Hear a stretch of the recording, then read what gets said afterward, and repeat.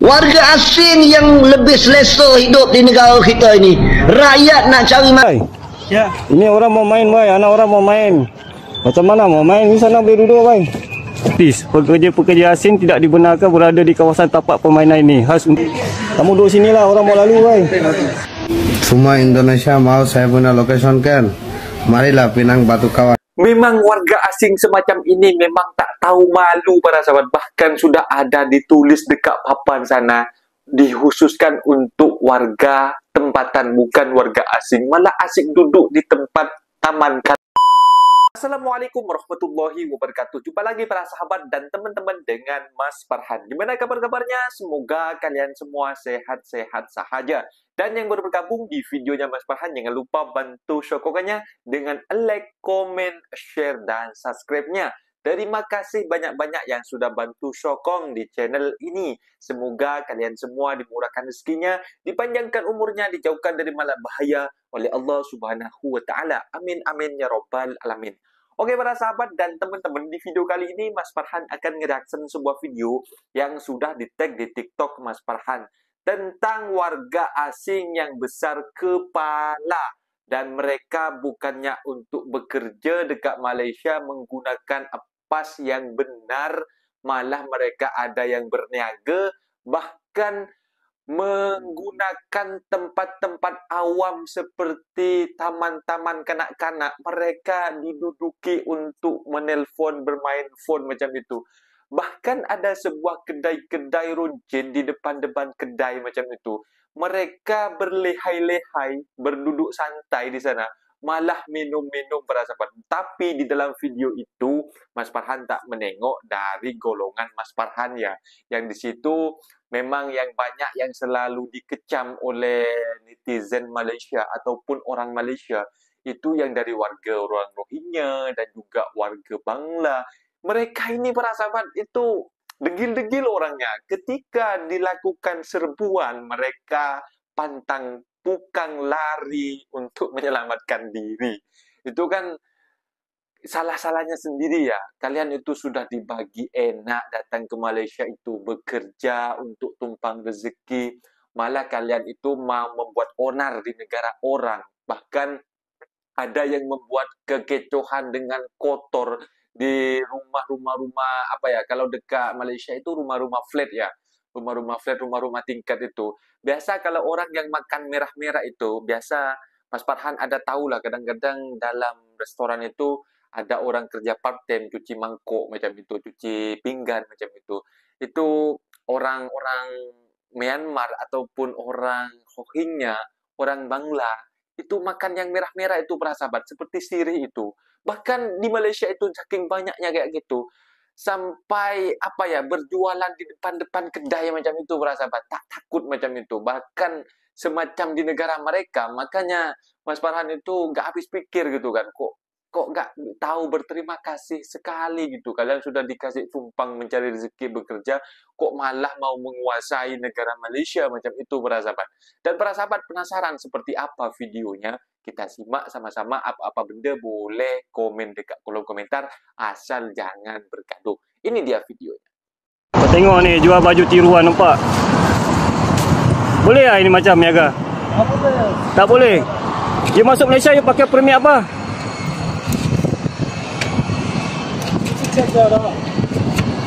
Nampak ni. Mana boleh niaga ini macam? Boleh niaga? Tak boleh. Salah ke? Salah. Kalau saya pergi Bangladesh buat ini macam boleh ya? Boleh. Kalau pergi Bangladesh ini macam niaga boleh ya?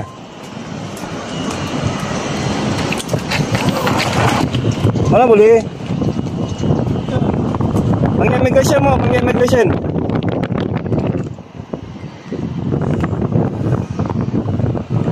Boleh niaga nampak? Kalau orang Melayu tak boleh niaga, kena tangkap. Kan? Kalau orang Melayu, PBT, perambat. Tu lah, jual barang tiruan, nampak? Baju-baju tiruan, seluar. Boleh jual. Ni macam ni lah kan, salah guna permit semua ni kan. Masuk kerja bangunan tapi boleh berniaga. Kalau rakyat tempatan, dah kena tangkap lah ni. Kalau berniaga macam ni kan, dah kena hambat dah macam anjing. Kan? Kalau rakyat tempatan, PBT buat macam anjing lah. Kau tengok ni warga asing relax boleh miaga, nampak? Korang tengok macam ni kan, budak-budak dengan main kan. Bahaya tau. Diorang ni tak tahu apa perangai kan, warga asing ni semua kan. Kau tengok ramai kat sini. Jadi penduduk tempatan kan rasa terseksa tau, rasa terseksa. Nak bawa anak main-main sini pun rasa takut. Kau tak macam ni ramai ni. Nampak? Kan? Aku harap ibu bapa kan tolong pantau anak korang tau. Kita pun tak tahu latar belakang warga asing ni macam mana kan. Sama ada diorang ni penculik ke, porogol ke, pembunuh ke. Kita pun tak tahu diorang ni ada dokumen ke, tak ada dokumen ke kan. Jadi bahayalah kan apabila rakyat tempatan main kat sini, diorang ni ada kat sini. Jadi masalah lah. Nampak? Lagi bebas bawa kenderaan, nampak tu? Bebas bawa kenderaan, nampak? Banyak kat sini. Nampak? Lagi kedai pun ada. Kedai pendatang pun ada kat sini. Korang fikirlah kan, korang fikir. Okey, ni dekat Aikro mai sini aku tunjuk kau orang apa masalah diorang kat sini. Mai sini aku tunjuk kau orang. Korang tengoklah sini perangai warga asing kat sini macam mana. Ni lagi nampak ni. Nampak? Menteri Dalam Negeri. Kau tengok, kau tahu buat masuk warga asing saja kan. Kau tengok perumahan rakyat. Bau dah macam anjing lah bau. Nampak? Ni lagi satu, nampak? Ini semua bekas sirih tau. Sirih lepas makan-makan kau tak macam ni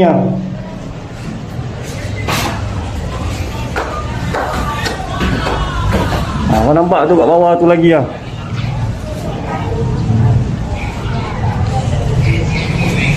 ni nampak ni korang ambil untung kan buat masuk warga asing, tapi rakyat lah yang dapat bala ni semua kan. Kau tengok ni kawasan perumahan rakyat jadi macam ni.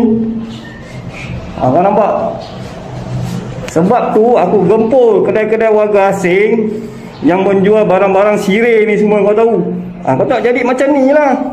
Kau nampak? Kotor, nampak? Kotor, kau tahu tak kotor?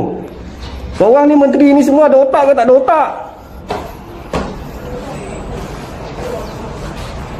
Nampak ni? Nampak? Ini semua sirih tau. Diorang makan-makan ludah macam ni, kau nampak?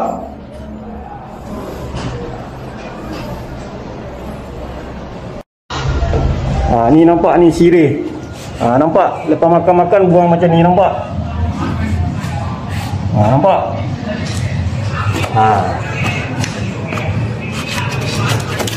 Nampak ni? Ini sirih lah. Kau makan, kau ludah macam ni kan. Orang penduduk kat sini beli rumah, duduk bau macam anjing macam ni Kau tak fikir ke? Menteri tak ada otak, kau tak ada fikir macam ni. Penduduk beli rumah, duduk dengan pendatang. Masa mengundi cari rakyat, tapi perumahan rakyat dipenuhi pendatang kan. Macam musibat perangai korang ni semua Ni nampak ni notis pekerja-pekerja asing tidak dibenarkan berada di kawasan tapak permainan ini, khas untuk penduduk tempatan saja.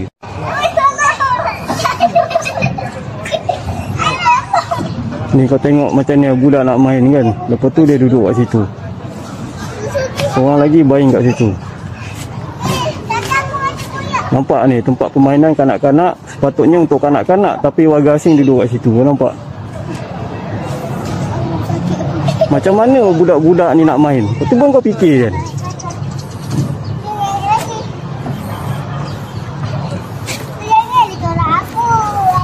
Macam ni Kau tengok ni Bye. Ya. Ini orang mau main, bye. Anak orang mau main. Macam mana mau main? Di sana boleh duduk, bye. Betul? Betul. Salah tak saya cakap? Tengok ada budak mau main, macam mana mau main?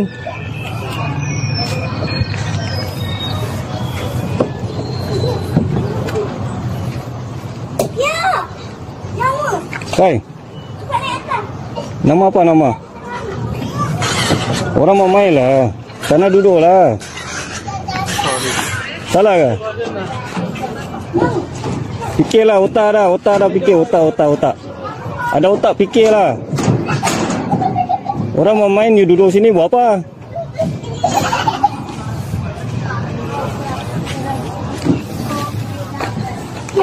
Otak sini ah. Banyak Tak tolak kau ke atas. Bersepak kat sini. Kau tengok ni macam ni dekat Ekro kan. Ini semua banyak warga asing kau. Kau tengok macam ni laluan kaki lima kan. Dekat sini juga ada orang mabuk, nampak. Macam mana orang nak lalu? Cuba kau fikirlah macam ni, nampak ni. Tempat sini jadikan tempat mabuk. Bye. Kamu duduk sini lah, orang mau lalu bye. Minum ah?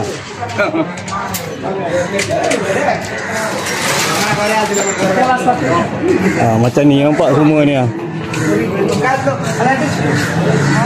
Macam mana nak lalu kan? Macam ni ada duduk minum kat sini kan?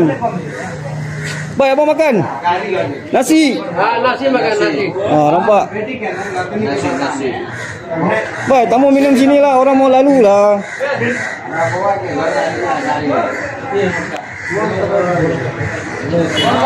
Oh, macam ni lah. Orang nak lalu macam mana ni? Ni laluan kaki lima ni. Nampak dekat situ kat dia mabuk. Salam sejahtera. Parti makin banyak. Korang perasan tak?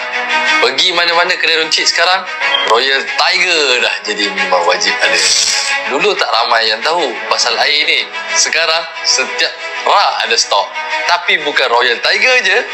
Tengok betul-betul. Beras basmati Bangladesh, susu tin Nepal, rempah India, semua ada. Apa cerita ni? Sebab realitinya KL dah penuh dengan parti. Bukan sikit, tapi makin ramai. Dan korang tahu tak apa lagi yang pelik? Kerajaan kata diorang dah buat operasi tangkap besar-besaran.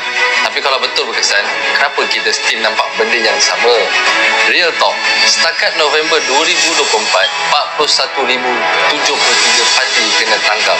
1,589 bajikan kena sumbat sebab ambil pekerja haram. 17,745 operasi penguatkuasaan dah dijalankan. Banyak kan? Tapi masalah tak settle. Kenapa?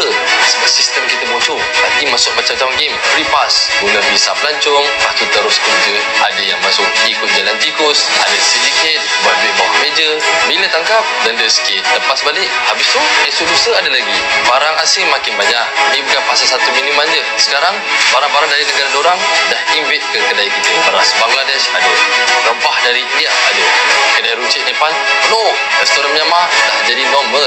Orang ingat benda ni jadi sebab kebetulan ke? Bila parti makin ramai, permintaan naik. Barang dari negara dorang makin laris. Kita sebagai rakyat Malaysia, tepi sikit. Market bukan milik kita. Korang rasa siapa yang kena tempias semua ni? Kita, rakyat Malaysia. Gaji hancur.